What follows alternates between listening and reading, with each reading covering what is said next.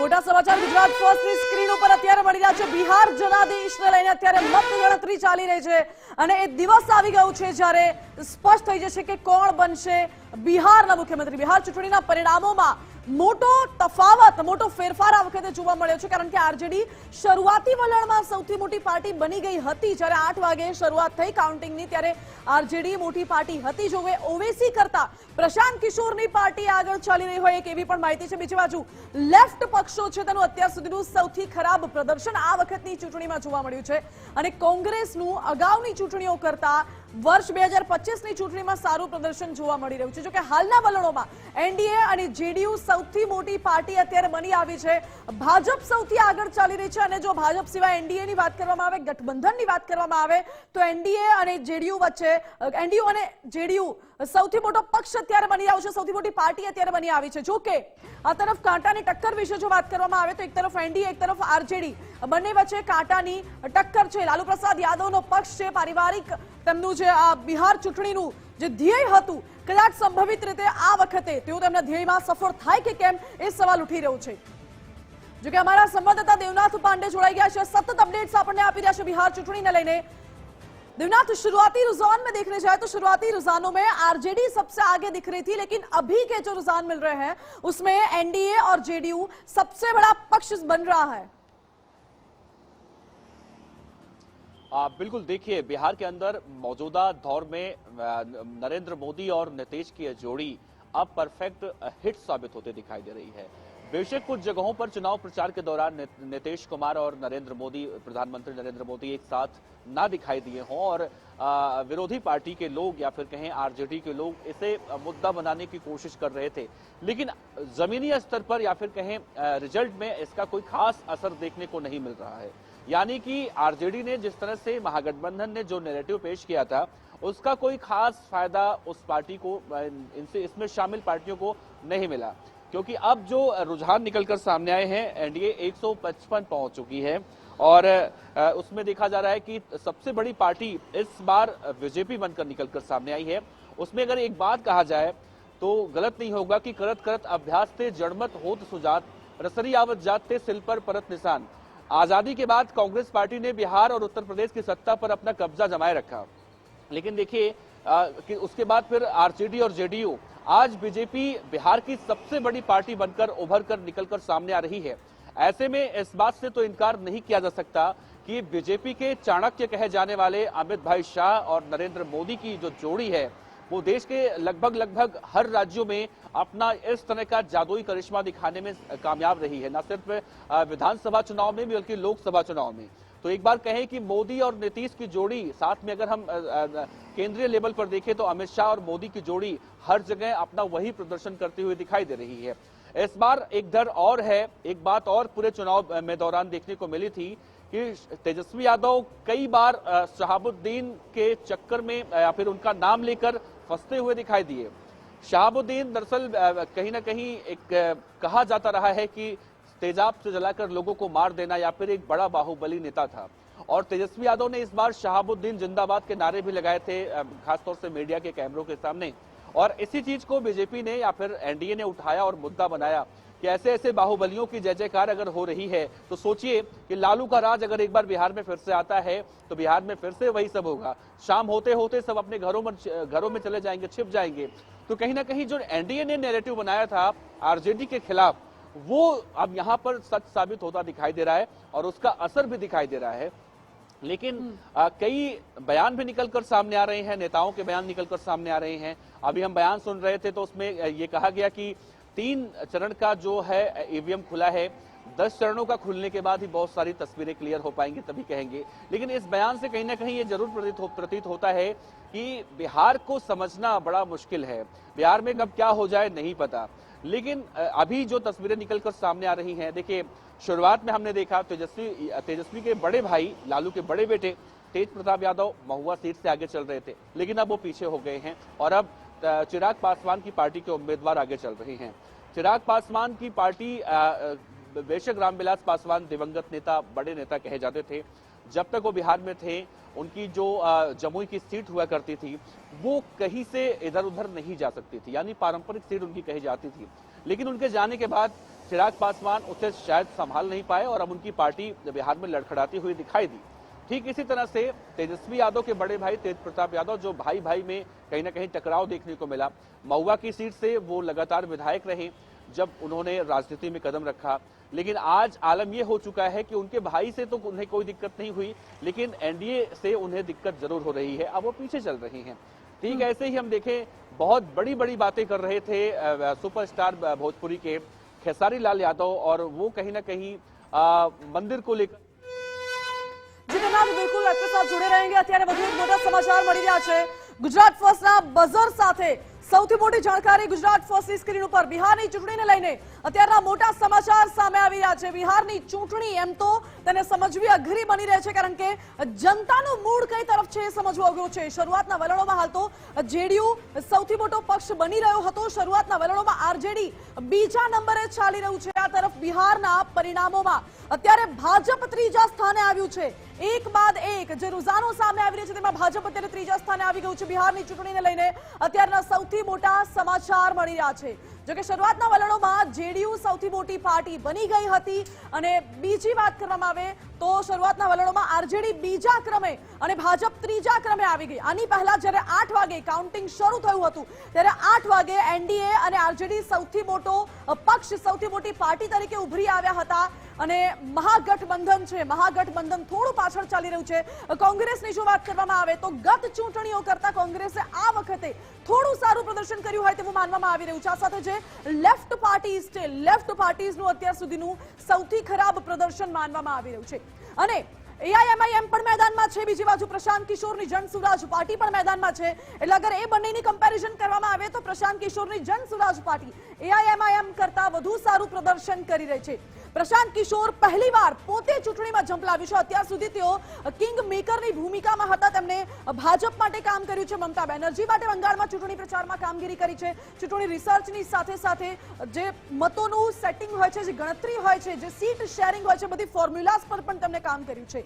પરંતુ આ વખતે જ્યારે તેઓ પોતે મેદાનમાં ઉતર્યા છે ત્યારે પ્રશાંત કિશોરની પાર્ટી એમ સારી આગળ ચાલી રહી છે। જો કે નવો પક્ષ છે, એઆઈએમઆઈએમ પણ છે, પ્રશાંત કિશોરની જન સુરાજ પાર્ટી પણ છે, જીતન રામ માંઝીની પાર્ટી પણ છે, એલએલપી પણ મેદાનમાં છે। એટલા તમામ પક્ષો હવે કોને ફાયદો કરાવે છે, કોને નુકસાન કરાવે છે એ કહેવું મુશ્કેલ બની રહે છે। બીજી બાજુ જ્યારે જ્યારે ચૂંટણી યોજાતી હોય છે, વધુ પડતું મતદાન થાય તો પણ જનતાના મૂડને લઈને સવાલો ઉઠતા હોય છે કે વધુ પડતું મતદાન કયા પક્ષને ફાયદો કરાવે છે, કયા પક્ષને નુકસાન કરાવી શકે છે। અને ઓછું મતદાન હોય તો પણ ચિંતાનો વિષય એટલા માટે ઊભો થાય છે કે જનતામાં જે નીરસતા જોવા મળી રહી છે એ નીરસતાનું કારણ જે વર્તમાન સરકાર છે, વર્તમાન સરકાર માટે ચિંતાનો વિષય બની રહેતી હોય છે। પરંતુ આ વખતે બિહારમાં મતદાન સારું થયું છે, ખૂબ સારું ના કહી શકાય પરંતુ સારું થયું છે। 60 થી 65% આસપાસ એવરેજ મતદાન નોંધાયું છે। એટલે એ એવરેજ મતદાન હવે કોને ફાયદો કરાવે છે, કોને નુકસાન કરાવે છે એ તો સવાલ છે। બીજી બાજુ જે અન્ય પક્ષો મેદાનમાં છે એ અન્ય પક્ષોને લઈને કોને ફાયદો થાય છે, કોને નુકસાન એ પણ સવાલ ઉઠી રહ્યો છે। એનડીએ એક તરફ મેદાનમાં છે, સૌથી મોટા જંગની જો વાત કરવામાં આવે તો એક તરફ એનડીએ છે, ભાજપ અને નીતિશ કુમારનું ગઠબંધન, બીજી તરફ મહાગઠબંધન છે। પરંતુ એમાં પણ આરજેડી સૌથી આગળ। આરજેડીમાં પણ જોવા જઈએ તો કોંગ્રેસ પાછળ કહી શકાય। કોંગ્રેસની ક્યાંક ને ક્યાંક નિરસતા જોવા મળી રહી છે। પરંતુ સાથે સાથે જે મેનિફેસ્ટો વિશે જો વાત કરવામાં આવે તો એનડીએ અને મહાગઠબંધન વચ્ચે કાંટાની ટક્કર માનવામાં આવી રહી છે। 1 કરોડ નોકરીઓનો વાયદો કરવામાં આવ્યો હતો એનડીએ દ્વારા। બીજી બાજુ મહિલાઓ માટે જે 30,000 રૂપિયાની વાર્ષિક સહાય પૂરું પાડવાનું વચન તેજસ્વી યાદવે આપ્યું હતું। એટલા સૌથી મોટા જે વચનો છે એ મુદ્દાઓ પણ ચર્ચાયા હતા। જો કે કોંગ્રેસે વોટ ચોરીનો મુદ્દો ઉઠાવ્યો હતો, પરંતુ લાગી નથી રહ્યું કે વોટ ચોરીના મુદ્દે કોંગ્રેસને મોટી સફળતા મળી રહી હોય, કારણ કે કોંગ્રેસ એમ તો પાછળ છે। પરંતુ 2015-2020ની ચૂંટણીને અગર કમ્પેર કરવામાં આવે તો ઓવરઓલ કોંગ્રેસનું એમ પ્રદર્શન અત્યારે સારું જોવા મળી રહ્યું છે। પરંતુ જ્યારે પણ બિહારની રાજનીતિને આપણે સમજવાનો પ્રયત્ન કરતા હોઈએ છીએ ત્યારે સૌથી મહત્વનું એ હોય છે કે બિહારની રાજનીતિમાં ચહેરાઓ કોણ કોણ છે, કારણ કે બિહારમાં અત્યાર સુધી જે પારિવારિક રાજનીતિ લોકોએ જોઈ છે, એટલે પારિવારિક રાજનીતિમાં ચહેરાઓ ખૂબ મહત્વના રહેતા હોય છે। અને બિહારની રાજનીતિમાં આ વખતે પણ ચહેરાઓ જ અત્યારે જોવા મળી રહ્યા છે। જનતા પણ ચહેરાઓના આધારે મત આપતી હોય છે। મુદ્દાઓ આધારિત કરતા વધારે ચહેરાઓ આધારિત રાજનીતિ બિહારમાં જોવા મળતી હોય છે। દેવનાથ જોડાયેલા છે મારી સાથે। देवनाथ, जब जब बिहार में पॉलिटिक्स की बात आती है तो बिहार में मुद्दे से ज्यादा चेहरे की पॉलिटिक्स ज्यादा काम करती है, ऐसा लग रहा है। क्योंकि इसके पहले जब एग्जिट पोल बाहर आया था, जनता का भी मत हमने जब जाना था तो ये ज्यादा जानने को मिला था कि कौन उम्मीदवार है, कौन मुख्यमंत्री उम्मीदवार है, कौन मुख्यमंत्री का चेहरा है, उसके आधारित जनता मतदान करेगी। बिल्कुल, देखिए चेहरे बहुत मायने रखते हैं। जब जब बिहार के चुनाव हुए हैं चेहरे बहुत मायने रखते हैं, लेकिन इस बार चेहरा कहीं ना कहीं देखें, जब महागठबंधन ने तेजस्वी को अपना मुख्यमंत्री पद का उम्मीदवार बनाया, उसके बाद ये कहा गया कि तेजस्वी यादव तो महागठबंधन की तरफ से मुख्यमंत्री पद के उम्मीदवार घोषित हो गए हैं, लेकिन एनडीए किसको मुख्यमंत्री बनाएगी? नीतीश कुमार का नाम साफ तौर से आधिकारिक तौर पर ऐलान क्यों नहीं किया जा रहा है? लेकिन इसमें देखने को मिला इसका कुछ खास असर नहीं, फायदा इसका कुछ नहीं हुआ आरजेडी या महागठबंधन को। अब जब आंकड़े निकलकर सामने आ रहे हैं तो बिहार की जनता का मूड अगर भांपा जाए रुझानों के हिसाब से, तो बिहार की जनता ने इस बार चेहरे को देखकर वोट नहीं दिया है। सिर्फ देखा जाए तो MY फैक्टर, जो कहा जाए कि महिला और युवा फैक्टर है, जिसमें ये दावा किया गया महिलाएं एनडीए को समर्थित कहीं ना कहीं हैं और उन्होंने एनडीए को वोट दिया है, और युवा इस बार निकले थे तेजस्वी यादव को मुख्यमंत्री बनाने के लिए। लेकिन MY फैक्टर जो मैं बार बार जिक्र कर रहा हूं, महिला वोटर एनडीए के साथ और युवा वोटर महागठबंधन के साथ, लेकिन जब आंकड़े निकलकर सामने आ रहे हैं, रुझान निकलकर सामने आ रहे हैं, उसे देखकर लग रहा है कि MY फैक्टर सिर्फ एक ही गठबंधन की तरफ जाता हुआ दिखाई दे रहा है, यानी कि एनडीए समर्थित ये दोनों ही फैक्टर वहां पर देखने को मिल रहे हैं। ऐसे में कहीं ना कहीं एक सवाल उठता है कि क्या बिहार की जनता, जब लालू यादव मुख्यमंत्री हुआ करते थे, उस दौर को याद करके क्या बिहार की जनता उस दौर को दोबारा नहीं जीना चाहती है, नहीं देखना चाहती है? आज के इस आधुनिक युग में भी बिहार के अंदर देखा जाए तो कहीं ना कहीं ऐसे कई मुद्दे हैं। आप किसी भी जिले में चले जाइए, चाहे बिहार की राजधानी पटना ही क्यों ना हो, पटना के गांवों को आप देखेंगे बहुत करीब से, तो और जगहों की तुलना में कहीं ना कहीं, और राज्यों की तुलना में बहुत ज्यादा अभी पिछड़ापन वहां पर देखने को मिलता है। आप बंगाल देखिए, वहां से बहुत करीब है, लेकिन बंगाल भी वहां से ज्यादा एडवांस दिखता है, वहां से ज्यादा विकसित दिखता है। लेकिन बिहार के कई जिले ऐसे हैं, और यही सबसे बड़ी वजह रही है अभी तक बिहार के चुनाव में कि बिहार के अंदर मुद्दे से ज्यादा चेहरे बहुत ज्यादा जरूरी समझे जाते हैं। नीतीश कुमार जो कहीं ना कहीं अपने परिवार को लाने की कोशिश तो उन्होंने किया, लेकिन फिर भी वो जनता के पसंद के नेता हैं।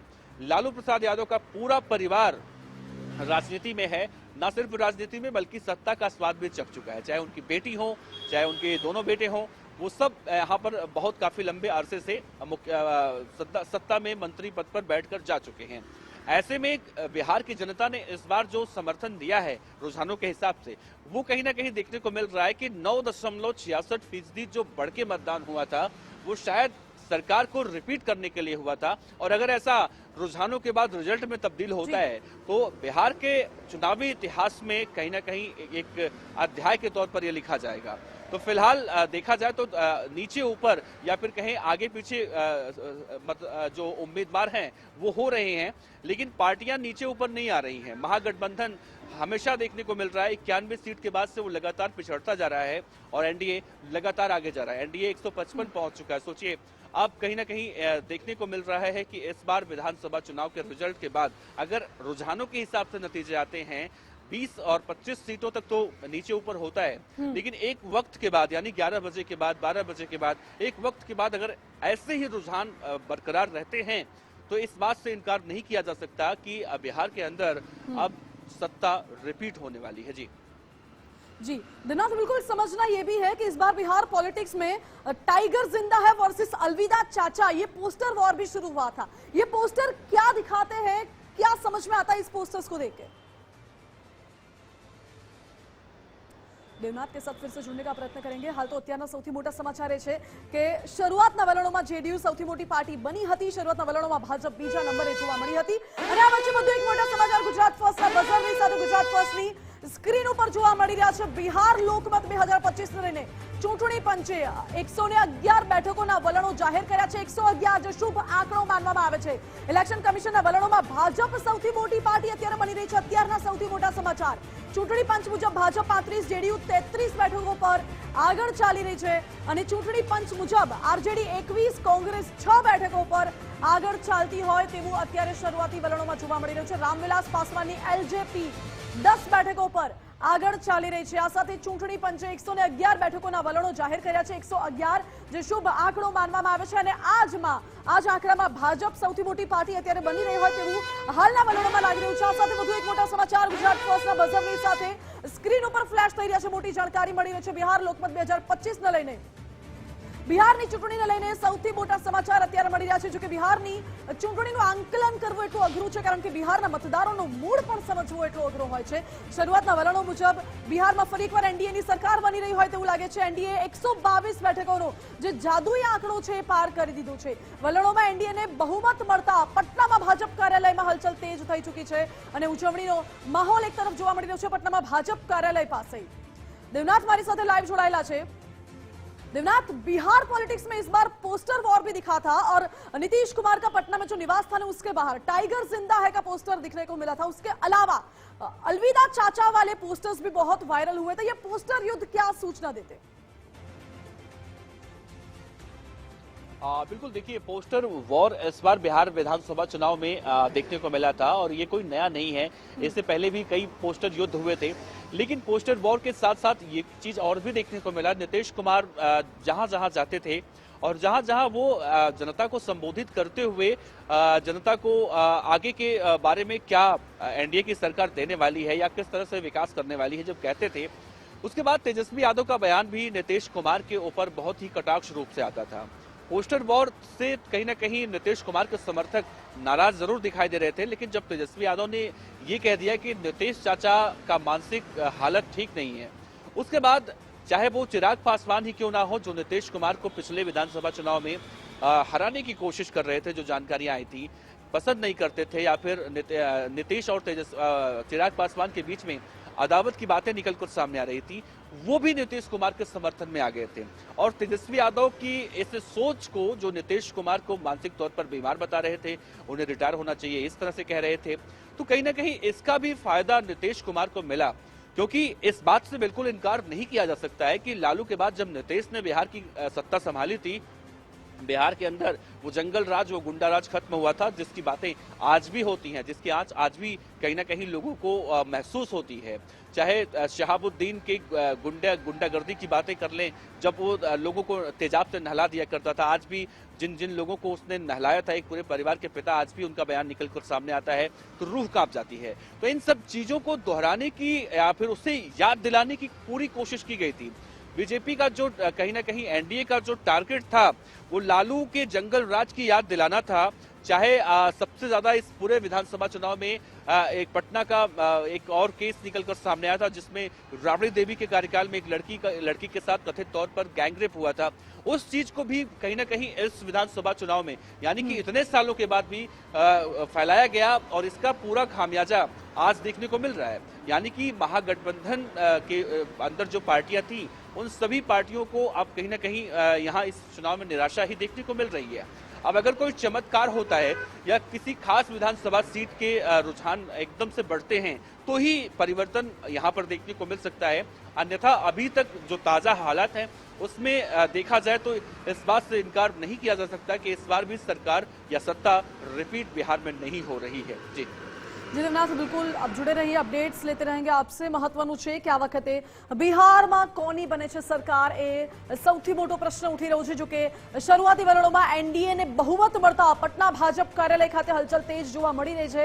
બીજી બાજુ અગર જો એનડીએ ની સરકાર બને છે તો નીતિશ કુમાર શું મુખ્યમંત્રીનો ચહેરો રહેશે એ પણ એક પ્રશ્ન ઉઠી રહ્યો છે। અને આ તરફ જોવા જઈએ તો